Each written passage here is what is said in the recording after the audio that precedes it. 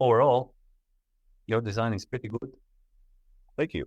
with some additions. And I think Right. that, the access, the fences, the overflows, like more about the water, thinking about the water management. When you come to that part of installing it, then you definitely need to know where you're collecting, how much you can fill, how much you can store, where the water is going. But overall, it's good. And I would definitely encourage you to think about, okay, so what is the phase plan of implementation? So what is that in your minds? How are you going to develop? This is the Farm Hop Life Podcast, a traveling homestead family. I'm Matt DeRosier. On the Farm Hop Life Podcast, we learn what it takes to grow your own food from everyday people. Could be a college student, grows tomatoes and salad greens on their apartment patio, a former VP of marketing for Del Taco now raising cattle in Montana, or someone who hasn't had a homestead in over 10 years. This show is aimed at teaching you what it takes to make homesteading work for you, that we all make mistakes, we all have bad days, but we can reach out and help one another thrive, and giving you the confidence needed to go feed yourself. Good morning, everyone. A few of you might know that I've been taking a permaculture design course the last few months by William Horvath of Permaculture Apprentice.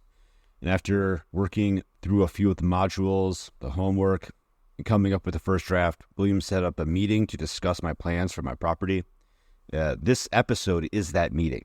You'll see my draft I've submitted for review, hear a lot of specifics about the property, and William's feedback for improvements to the design. If you're listening to just the audio, not a big deal. Just know that you can go check out the video on my YouTube to visually reference whatever we're discussing.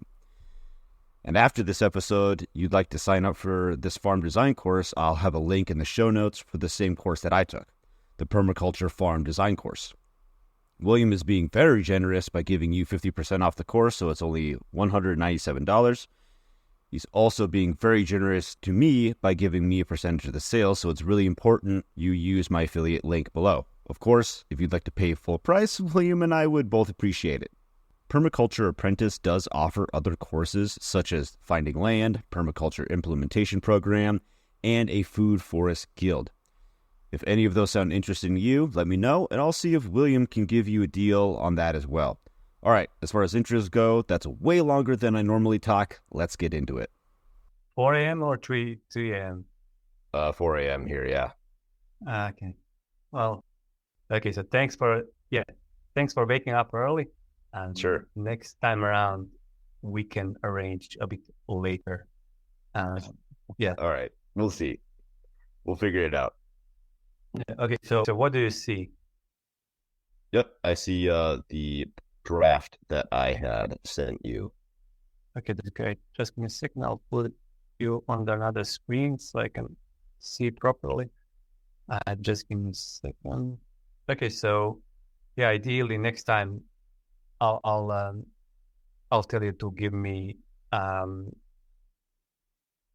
good Google Earth file, because then I can look it more closely. But I have A what file? Google Earth. Yeah. Google Earth. Okay. You were working in Google Earth, yeah?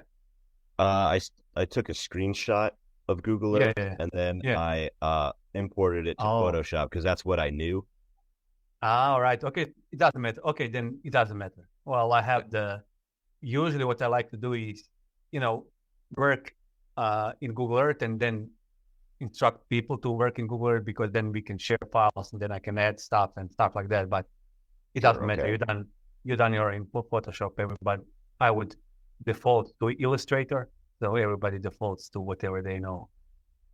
Sure. Yeah. So I had a look. Like, it's really interesting. Like, looking at the bigger picture, it's interesting how all of this is dry and this is all green. So what's the story behind that? Like, is this all irrigation? What's happening there? Yeah, it's heavily irrigated. So I live up on a hill. Yeah, I can see southern. That. Yeah, it's southern facing. And so if you zoom way in. So is it southern or like more southwest? Yeah, southwest facing. Yeah. Yep. Yeah. So if you zoom in a little bit more, Mm-hmm. It must. Yep. Okay. So right, just on the edge of that green line, right Yeah. there. That's Yeah. called an irrigation ditch. So there's All right. water Okay. that runs in there. I don't.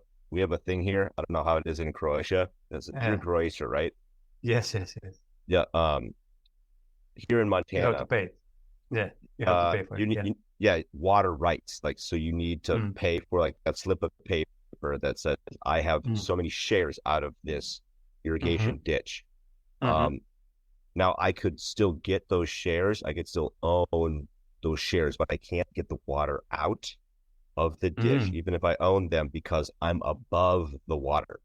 That's All that's right. just their Okay. policy. I don't know. So I don't know why. But so yeah, everything it's so all everything irrigated. that's kind of downwards from the channel and fed by gravity, then you Mhm. can get it. If you are up, then you can't put your pump in and pump it That- up the That's slope. right.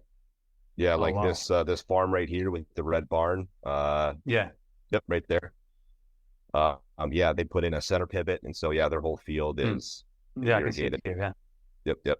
All right. Very interesting. Okay. Interesting. Interesting to have the broader context. Okay. So let's now look at your design, and I have. I took some notes. I also have your site assessment and everything. So as we talk, I looked some photos like just 5 minutes ago. Mhm. But okay, so um, okay, so I'm not sure. Like when I do this, I always look first, like the initial exercise is always, the design goals and the context. So I looked at that, and I have some. Uh, Let me see. You have a list of your design goals in front of me. I don't know. We don't have to go over it. As we talk about design, we'll talk through them. I also highlighted your why for what you're doing, and we'll come to that as well. But the first thing that I like to start is the mainframe, as they call it, like the water, the access, the structures. Basically, the structures are the infrastructure. So in terms of that, I start from access. Basically you look at all three at the same time, but for the sake of having some kind of sequence, I always start with it should be water, but I start with access because access is already there, and then we build on top of that. So in terms of your access, you have access roads here, and I can see that. I'm not sure if that's like concrete or whatever, but it's Just there and gravel. it's permanent. It's gravel. Okay. It's there, it's permanent. But the other thing that I'm not seeing is, where are the access points on the rest of the property? So I'm not sure whether we were thinking about that, whether these boundaries between your different systems and land use areas will be access points. I'm not sure what you're thinking is around that.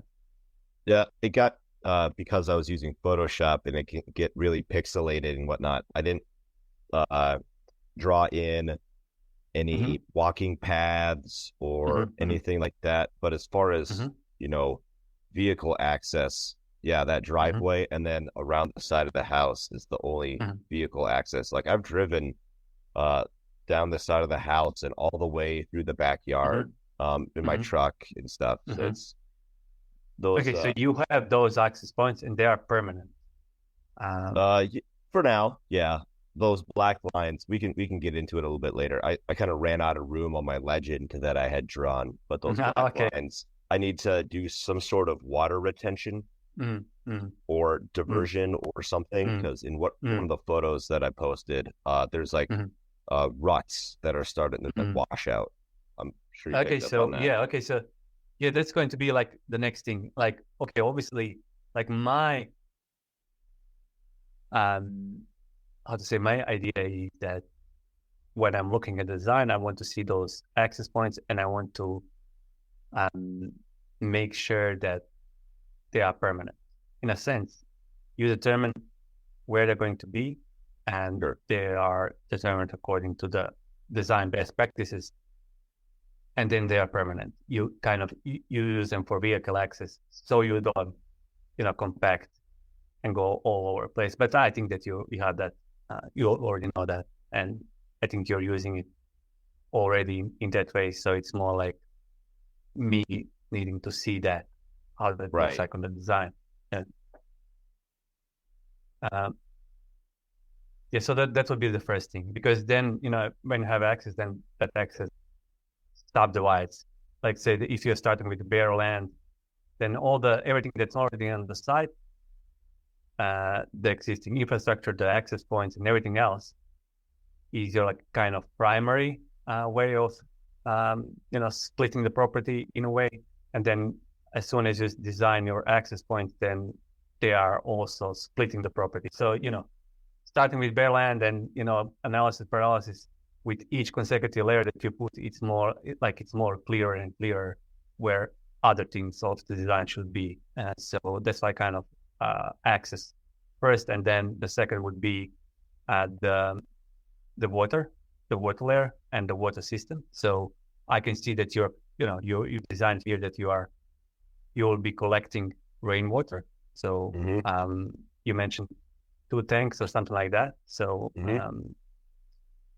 that's okay. Like the location of the pond is also all right. Like there are certain things in your climate that I assume that need to be, that pond would need to be as you design it, like not wide, but rather, deep, and the width shouldn't be, there shouldn't be that much of water surface exposed to the sun, because that increases evaporation. So I'm not sure whether you were thinking in that way or whatever, but I just kind of drew like not just like a square or just like a circle, just kind of like, just make it look like a bean, throw it in there. Yeah, okay. Oh, really? Okay. But okay. So you intuitively done it correct for your climate. So that's good. Like the location of the pond, like it all fits together, and we are about to come to those layers, but obviously you put the pond here because you're going to have a livestock here, but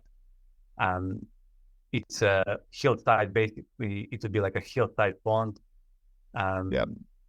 providing water for the animals. And while we're talking about ponds, I would make a suggestion, if possible, to put a pond in your food forest area as well. Like that's something to consider if you want, because you were saying that you want to create like a favorable microclimate for the house, and pond in that south food forest, like it's multiple things. Like it's aesthetics, it's additional habitat, it's water for food forest potentially. It's also a favorable microclimate for the house. As soon as you have some water body, then you have immediately, there is immediately that difference in the temperature, and then you'll get that breeze. So if you are keen on creating a microclimate, then additional pond. I'm not sure whether you can do it or the resources permit or something, but I would definitely think about pond here in this south area where food forest is. So when we get into the pictures, there's already kind of like a ditch. I wouldn't say it's on contour, but there's already an existing ditch about where your mouse is, a little bit to the southeast. Okay. But yeah. Interesting.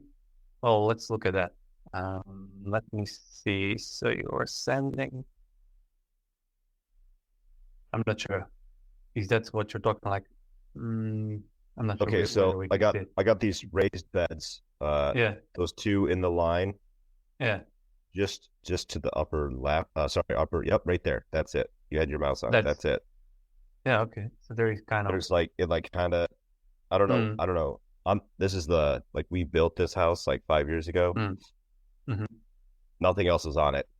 And so this was existing, and it cut all the way through the property on the other side to about where the drain field is for our septic system. Okay, that's interesting. Like that's like a natural thing that you could use. like a natural tendency of the land, and perhaps like if this is going to be a food forest area, then you could have a pond there. It would be like Right. also connecting two things together. Like it could be connecting three things together. Like your roof is collecting water into the tanks, and overflow from the tanks is going into the pond, and then you have the pond, and the pond overflows. We will need to talk about that, where it overflows, and then we will allow it to overflow, but perhaps into the road channel or whatever. But that would be a nice feature. Yeah. Do you see those Definitely. trees to the southeast on the property? Like, Right. okay, so Yep, these right trees, there. yeah. So it starts, that ditch actually starts up on the road and makes Mhm. like a U shape. Mm-hmm. It follows those trees and comes back onto the property. Like it kind of, Mm-hmm. it kind of is contour, you can see, Yeah. but Yeah. not quite. Yeah. But it's just interesting. I didn't bother taking any pictures over that way because it gets way out in like zone 5. Yeah. Okay. It doesn't matter. Like, if you if you are going to design a pond here, then it needs an overflow. An overflow in your situation seems to be, going into that. A safe overflow would be going into that road channel there. So whatever happens there, I'm not sure if it goes, like the picture is cut here, so I'm not sure what's happening. There's a bridge. There is a bridge. Okay. But that would be like, in terms of water, that would be my suggestion. Like in terms of ponds, you have already rainwater collection. Obviously, maybe we are skipping, but if you're planning a garage here, then garage is also another point, rainwater collection point. Yeah, I'd like to push it to the pond to get it to that side of the property. Yeah, definitely. So I'm just saying, because I'm not sure. I assume you already thought about it, but because I'm not seeing, I need to mention it. Okay, so that would be like at the what? Let me see what I have. Okay, so yeah, I had questions about. I didn't know that was a ditch. I thought it was a creek. Doesn't matter. Okay, so yeah, okay. So that's about the water, and I'm not sure. Like every time you have like a water body, you have to think about where is the overflow going. So maybe that's not an issue in our climate. You get like I don't know how much in inches, but I know it's like 300 millimeters in rain and then 300 millimeters in snow. That's not much. That's really like a semi-arid. So I don't think. And how is the rain distributed throughout the year? Does it come in one big go during the summer or whatever? How is the rainfall distributed? We get a lot in April and May, and a lot in snow throughout like December and January about. Okay. July, not August, very, very hot, very dry. Yeah. Okay. So in terms of then water systems, obviously this pond will need to have some water source, and that water source can be rainwater from the roof. And if you say that you have snow, then it would be some kind of a ditch that would harvest whatever drains from here in terms of snow melt. So that would be like your strategy for capturing the water that's here. You would need some kind of water harvesting drain, and you need to have like an overflow for that, and eventually, depending on how you're planning to utilize that water, like water distribution, either channels or whatever, water pipes or something like that. So that's kind of, water management is always kind of interesting. And as soon as you capture water, you need to think about how you're going to distribute and release, safely overflow it, and how you're going to capture it. So that's kind of around the water. Same goes for this pond. Capturing, feeding it, overflowing, distributing in the food forest. So in terms of that, to be, if you have ponds here, then you can, by gravity, you can irrigate everything that's here. That also dictates that maybe you could put, if you want to irrigate by gravity this area, maybe then you need a tank here or whatever, or you can use the pump or something like that. But that would be like the water set. Your climate is very dry, so if you want trees, you need a way to distribute water during the times when there is no water available. So a pond, water tank, water distribution network would help with that. We can address that maybe some other time because now we have to move. Would that be a good case for swales? You said you're getting in April and May your majority of you're getting snow, and you're getting, yeah, definitely, because you want to capture the snow melt, you want to capture that big rain event. I'm not sure about, you said that you have a lot of rocks, so I would need to see more in terms of you'll be able to dig anything with a shovel, with a machine or whatever. If you are on a straight bedrock, then I took a picture of I'd taken a mini axe to level out a bit of the parking area where my truck is at there. So you can kind of see there's like maybe like a 2-foot section exposed where you can just see it's like dirt rock, just all the way down. Even in that case, like if you're digging a swale, then you are doing another thing, and that another thing is you're getting more soil for more rooting depth for your trees when you're planting them. So I think they would definitely work in your climate. And then you could create swales that are parallel to the contour lines, and overflow from one swale is going into another. Like if you had like a pond here, that pond could overflow into one swale and then into another swale and then into the third swale. So like just water would be cascading down. So that would be a really good situation. Okay, the next is then the infrastructural structures. And from that, you are planning this garage. That's okay. I don't see any other good location for it because this is, that's gravel, that's your convenient, easy access. That's okay. One thing that I didn't saw, and it was in your goals, goat shelter with the milking parlour area. So I'm not sure where is that in here. Would that be here or? So ideally that shed goes away. That is full of junk. Okay, that's right. But so in this dark purple here, where dark we have purple this area, where chickens are. Chicken coop. Yeah. So last weekend we actually got rid of all our chickens. They just oh really? weren't working out for us right now. So okay. So the goats would be. I cleaned it all out. Yeah. Yeah. Yep. We could call goats or sheep. I'm kind of leaning more towards sheep now. Just do it a little bit more calm and not trying to escape all the time, I guess.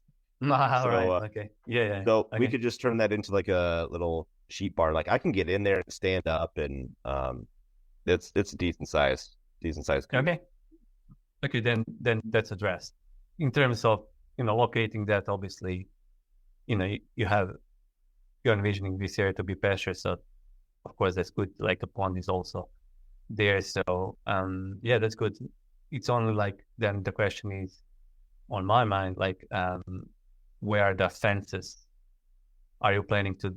Because I don't see them. Perhaps the fences are these empty areas between those two white rectangles. I only have a fence on the upper part of the property along the road. I have a couple extra that I can cut across between property lines. But if infrastructure is going to need to be addressed big time. Yep. Okay, so, Yeah. Infrastructure is a big, going to need to be addressed big time. okay, so, But yeah, if infrastructure is a big, going to need to be addressed big time. Yep. Okay. So yeah, I didn't see it in your plan, so I'm not sure where it's going to be. And infrastructure is then that subdivision between your different land use areas. So I'm assuming there will be, if you're going to have sheep, then they will have to be enclosed in some way. Maybe initially, in a smaller area, but eventually, like this whole area, if not with fence, then with living fence, Yeah. or something like that. So, okay, so that's the structures. Let's now move to the like a land use areas, and we can comment through each of those. I can see that. Okay, so like let's start from zone 0. Definitely, you said that you want a herb garden, veggie garden, a flower garden, perennial fruit, nut, and forage growing system. So obviously, that perennial system is your food forest. You have this raised bed garden area. You have this recreational area, and you have this shaded area. You have this raised mulch area for plants. Like in general, they're all good because you have that diversity. You have perennial food forest here, and it's on your south side.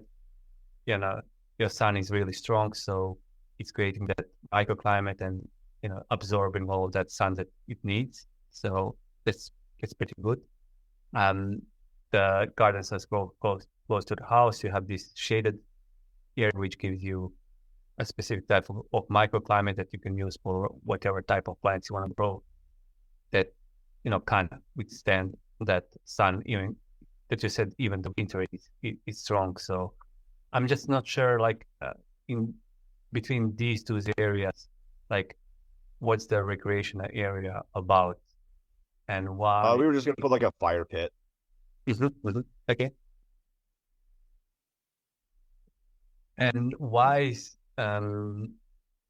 like I'm just wondering, why is that not recreational area, for example, like this? So it's kind of bordering more with the food forest and like more open to the food forest instead of like bordering with Yeah, we could garden do beds. that. And yeah, It's fine.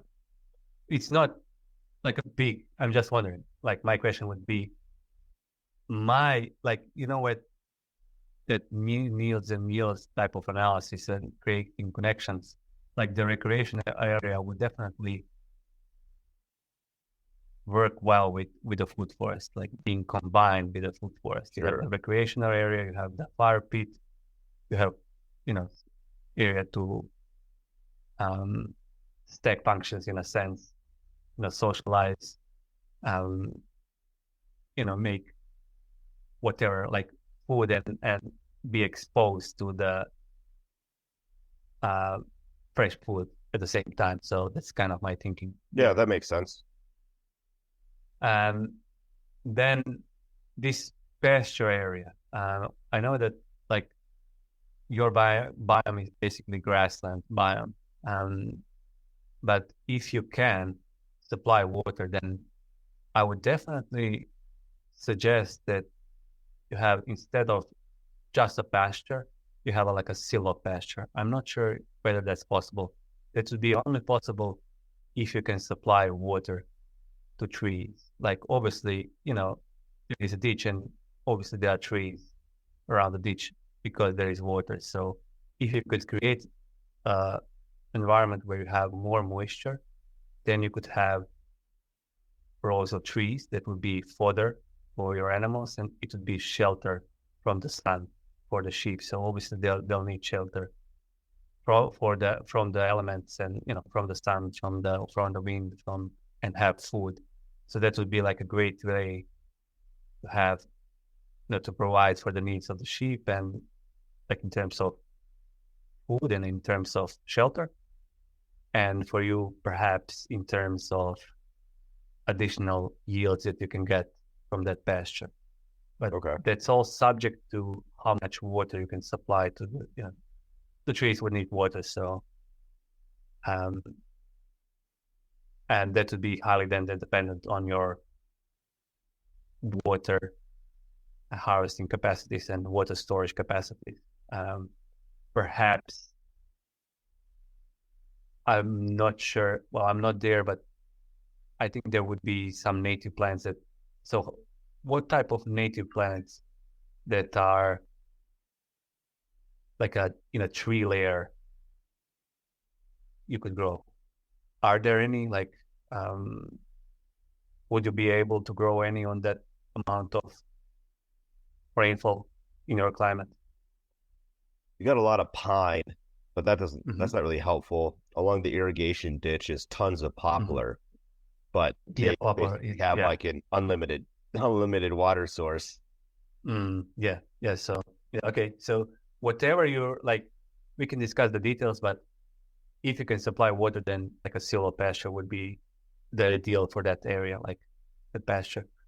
Um. Okay. So we addressed the food forest, we addressed the garage, we addressed the pastures.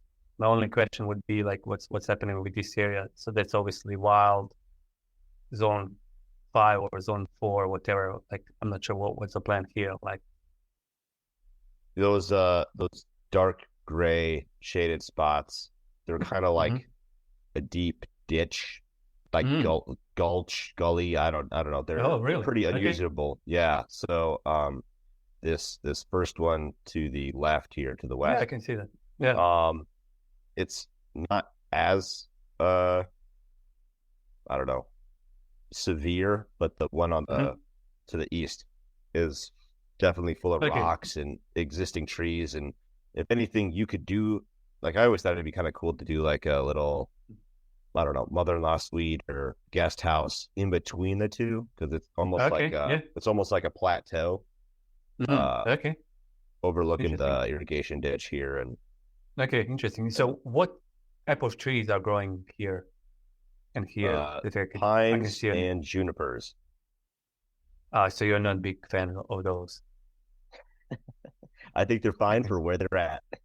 Yeah. Okay. Yeah. Well, like junipers, uh, and pines, they're both full of oil, in a sense, like a fire hazard, especially in your Sure. climate. So I understand.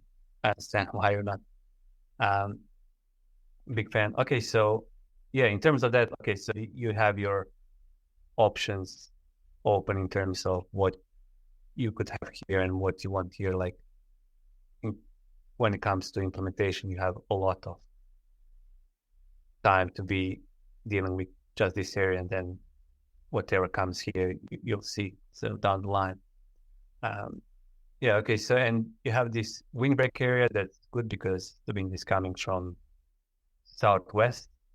Um, that's good. Um, that would be thinking about the sectors. I haven't seen like you have beautiful views, so on all directions basically, but I think particularly in this direction. Yeah. Um, yeah, but you're hard, so this won't be blocking your views. I don't think that you said that neighbors are a problem, so you don't need like a privacy hedge. Um, yeah, that's in terms of sectors. Like there is no noise that you said so, and no pollution coming. Like the only like pollution type of thing that that could potentially be would be this road ditch. I'm not sure what kind of runoff you're getting here, what type of how much this road is used, and is this like a gravel road as well? Yeah, it's also a gravel road and the county maintains it. But Mm-hmm. my neighbor and I, we split the cost to, um, oh man, what is the term? We like, Mm-hmm. we put something on the road. I can't remember what it is. Put something on the Mm-hmm. road to keep the dust down in the summer. Oh, I think really? Okay. yeah, Interesting. it's not like, Interesting. I didn't hear it. I All don't right. remember what it is now because he Yeah, handled it. He's like, hey, it that's all was right. 200 Yeah. bucks this year. I was like, oh, okay. Oh, really? So, Oh, that's a very interesting solution to that problem. You have like 6 months of the year a dust problem. I'm assuming. Yeah. Okay. yeah, Okay. I wanted to plant trees along the property line, and I Yeah. started to, but they Mm-hmm. about half of them didn't take. So I'll Yeah. probably just plant something else. Yeah. Okay. So that's that water moisture problem. Well, depending on the soil as well. But okay. So this is a potential pollution sector in a sense, but I'm not sure how big of the deal that is. I'm not sure whether you can tap into that as your water source. So that's usually I'd like to try. Yeah, you can try. It's not like you can't physically do it. It's more like what's type, is that water contaminated with whatever happens on that road coming out of the cars?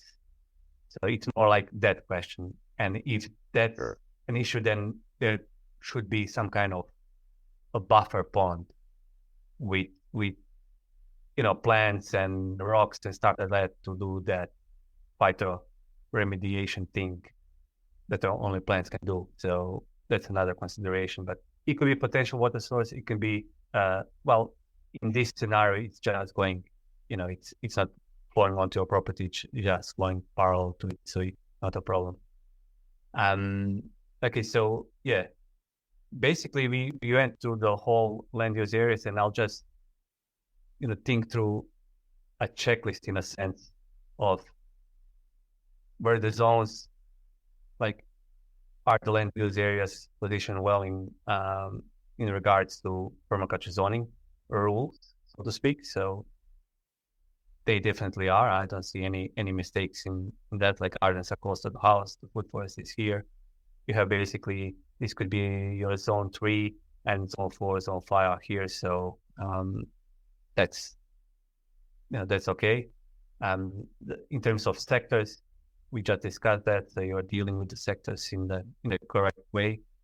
I'm not sure what's that. What's that? And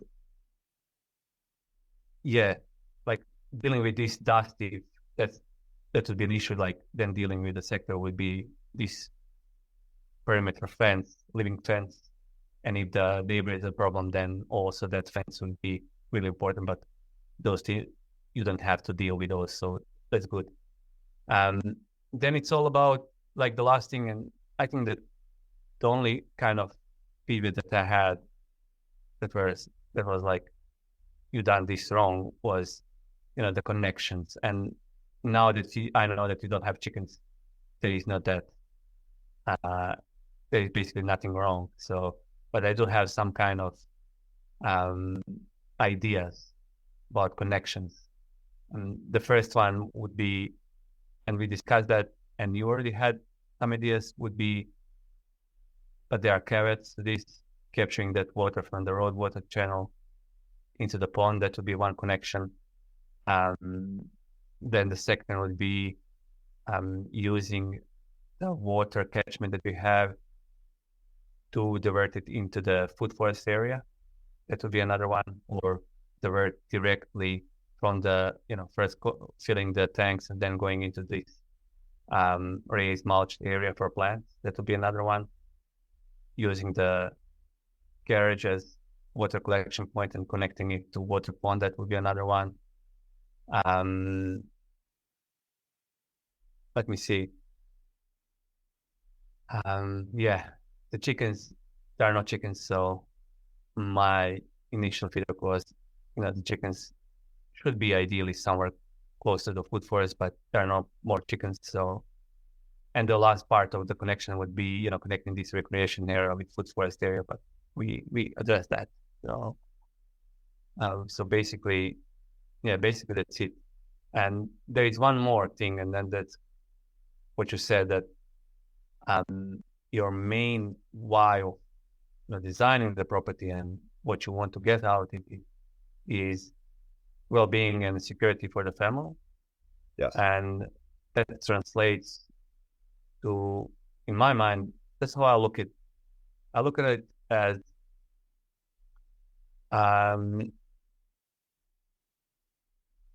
the main functions for the property, if you want to have that, would be, obviously food production. It would be obviously connected. That would be, some kind of water security, water management. And it could be also, because you said security for the family, it would be some kind of systems in terms of I don't know how to frame it or say it, but sheltering the property, like privacy would be then another one. I'm not sure how concerned about that you are, but that would be, and unless fire is a big issue, and if fire is a big issue, then it will be definitely ways to mitigating that.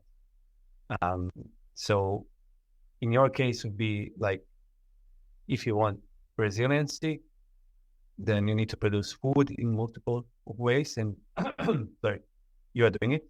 You have animals, you have gardens, you have food forests, that's right. You would need to ensure water security, and you're collecting water, you have ponds. I'm not sure whether you have water well. I'm not sure. I don't remember reading that, but Yep, it's a well. So you have a well, and you have county water as well. You have that as well, or you just have a Which well? water? County water from your Nope, just well. Just well, and Yep. It's providing you with enough water. Yep. Like the water flow is enough for whatever your needs are for the household and perhaps for garden. We did overuse the well last year trying to water the garden, and so that's why I wanted to do a big push to do more rainwater catchment to supply water to the garden, because we ended up having to replace our pressure tank a couple months ago. Yeah, it wow. Yeah, it was bad. So you overused your pump? Yeah, it was like the way the guy would try to explain it to me, like the way I was watering, it was triggering the pressure tank too much, and so it, like, I don't know. Okay, but you didn't reach kind of the capacity of well, in a sense that you... Not the well, right? Okay, so yeah, I have one idea. Like, to overcome that, you definitely could pump water from your well directly into the water tank, and then use the gravity of that water tank to water the garden.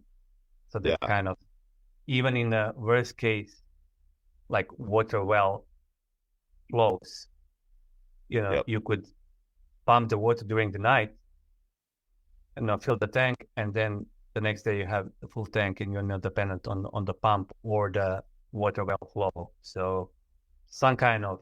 Yeah, I also want to get a hand pump to work in alongside the electric pump, just in case. Okay, so so those are like the food part is okay. The water part, now that you're telling me, like you have a well, you're planning the pond, you're capturing the rainwater water. That's all good. Like that's covering that. The only part is that security, and I'll leave that to your discretion in a sense, how concerned you should be about perhaps privacy thing and the fire mitigation. But I think that well-being is also addressed by the recreational area and the food that you're providing and the microclimate that you're creating. It's mostly about that security part and protection.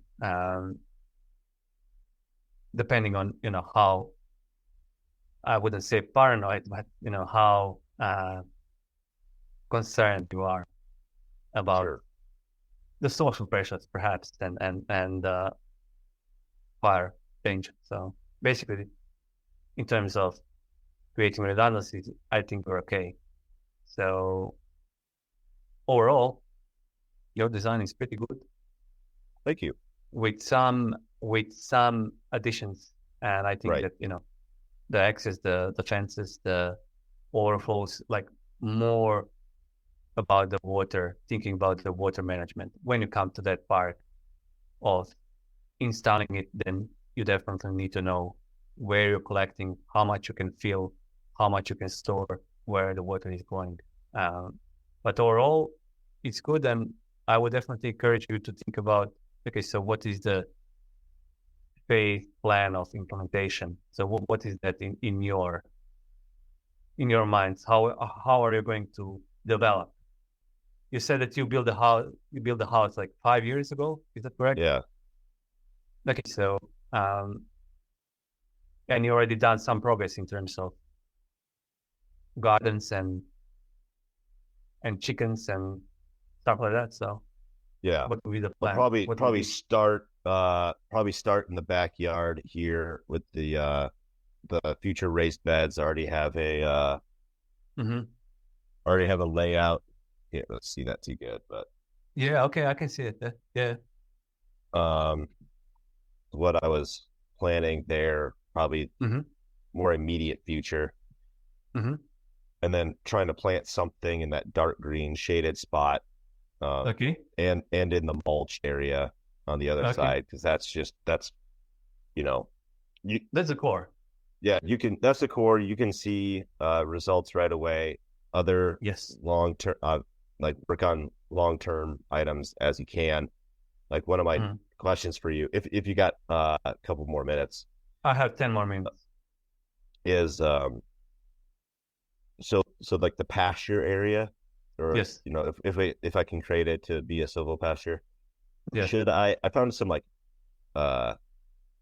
native grasses and stuff. Is it would it make sense to seed that pasture area with those native grasses to encourage that growth instead of letting the like knapweed and cheatgrass take over? Of course. Yeah, of course. Like you can overseed. Like I'm not sure what type of plants you have growing there, but you could overseed whatever native should be more, in a sense, aggressive, and have better chances of establishing. So you definitely, but you also have to take into consideration what type of animals you have and what type of diet they prefer. So Sure. it would make sense to oversee stuff into existing pasture. Then should I thin out some of that sage that's in that north corner there, that north sector, or just thin out, like, because there's a lot of it, and I mean it does provide like some little habitats here and there. Some of them are I mean they get big, right? So they're like some of them are like 4 feet in diameter. Well, So, you can, like, my advice would be, if you can do that because you want to establish something else. If you do that, then try to establish that something else as soon as possible, and Sure. use the biomass for whatever put the biomass into these pits or whatever, keep them for your forest, whatever. But as soon, like, if you want to establish something else, then as soon as pull out, sow that something else, and sow it so it has moisture to germinate. So it would be like a more timing question. So when you right. time. Yeah, I would kind of need to do like some sort of, if I am to try to do some sort of swale or an overflow system, I kind of need to get that done first before seeding it. Yeah. So yeah. And then kind of in that same area, so you see that one tree to the west of right there. So just to the northeast of that, there's a big section, which is my drain field for my septic system. Yeah. What can I do with that? Because I don't really want to plant, deep-rooted anything in that space and then clog up my drains. So like, what would that space be good for? Well, I can only, in my mind, you could grow something obviously shallow rooted, that allows the excess nutrient and could shade the ground as it grows. Like thinking just on the spot, like some kind of pumpkin or squash comes to mind. Like, that squashes and pumpkins, they would just grow in a compost pile because they allow the excess nutrients. So Yeah, you could use it in that way. I don't have a concrete recommendation for type of trees, maybe some kind of shrubs, um, shallow rooted. Yeah, I don't have a concrete answer. Like That's okay. shallow rooted vegetables come to mind in a sense of pumpkins and stuff like that would use that excess nutrient, love that excess nutrient. So All right. Very nice. Last question about the chickens in the food forest. How do you yes, see those integrated? Like in a chicken tractor, and like I manually like bring them, like well, they move can them. just roam. Like they need, containment. So um, whether it's going to be like the chicken tractors are more like um, when you're really kind of concerned about um, trees that are really young and for them to get damaged or something like that.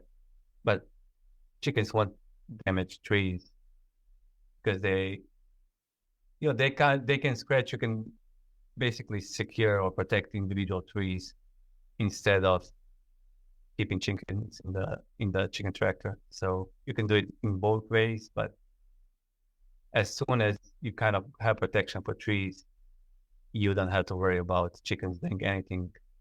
Okay. Rather just letting them roam and containing them with some kind of temporary fence would be like the ideal scenario. So yeah, you can Okay. like if you had like for example that silvo pasture and you're growing um, commercially, meat birds, then the chicken tractors make sense. But if you have um, the chickens for eggs and stuff like that, then let them roam and enjoy and have a beautiful life. Uh, sharing the benefits of the system that we created for ourselves. So Sure. You just have nesting boxes around to encourage them to lay in those areas. So you're not doing that no, well, egg no, hunt no, every day. no. The ideal scenario would be that you have like a chicken coop that's fixed, that's Oh, you okay. know that's in the food forest area. That's the ideal. Like, and they can roam through the food forest and then come, to sleep into the chicken coop. That's kind of the ideal setup. If you want to have them Okay. outside all the time, then they need shade, they need protection, they need containment. I wasn't thinking it that way for them to lay because I don't know where would you find those eggs. Like it would be, egg hunt. I don't think Right. that they would lay where you really tell them to lay. You can do that in chicken coop definitely, but not in the food forest. I would have a chicken coop that's either adjacent to a food forest or a food forest. Like they need to be kind of connected. So once they're out, they are in the food forest. Sure. Got it. All right. Very good. Was there any other notes or No, comments basically that's that it. No. I went through everything. I read your goals. I read your self-assessment. I think that you put all the goals. We went through all my notes. And we went through the kind of the checklist of how you connect things and zones, sectors, um, redundancies. So I would say that we addressed everything. awesome. Well, thank you, William. Okay. Let me know as you develop your water management system if you have any questions. So Yeah, I guess that brings up another question is like what's the next step here? Just come up with that phase, like the plan yeah, of yeah, phases to okay. build and then just Yeah. go The build. next step would be think about the phased implementation. Like what are the systems you would like to implement first? Obviously, you're starting from the core.